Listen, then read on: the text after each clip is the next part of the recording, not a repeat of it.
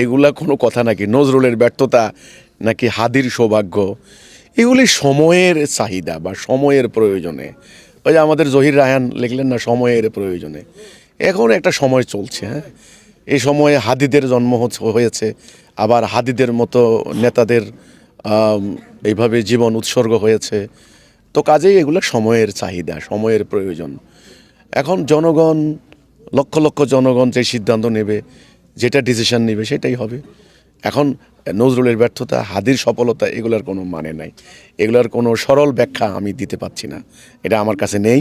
তো আমার কথা হলো, আল্লাহ তাআলা যাকে মর্যাদা দিবেন হাসরের দিন, এটাই সত্যিকারের মর্যাদা।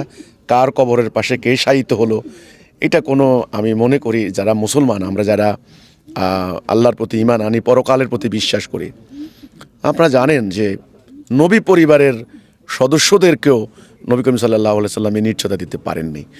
বলছেন ওনার মা, ওনার মেয়ে ফাতেমাকে বলছে, মা আমার সাথে কি হবে সেটা আমি বলতে পারছি না, ব্যাপারটা আমি ততটুকু শুনেছি।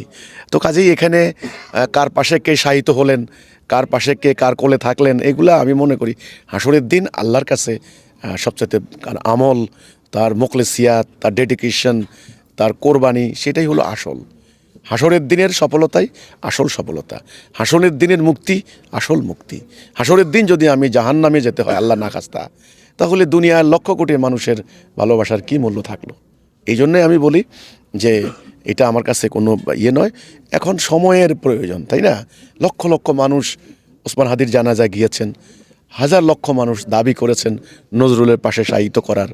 এইখানে অন্যরা নাকশ হয়ে তো কোনো লাভ নাই, অন্যরা নাকশ হয়ে কোনো লাভ আছে?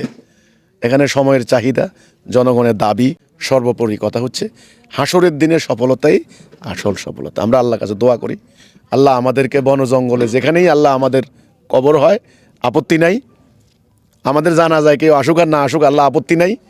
আল্লাহ, আমরা হাসরের দিন আমাদেরকে ডান্ডা বেড়ে পড়াইও না, হাসরের দিন আল্লাহ আমাদেরকে দোষারোপ করো না। হাসরের দিন আল্লাহ, যেদিন আল্লাহর রহমত করুণা ছাড়া সম্ভব নয়, সেদিন আল্লাহ আমাদেরকে তুমি জান্নাত নসিব করিও।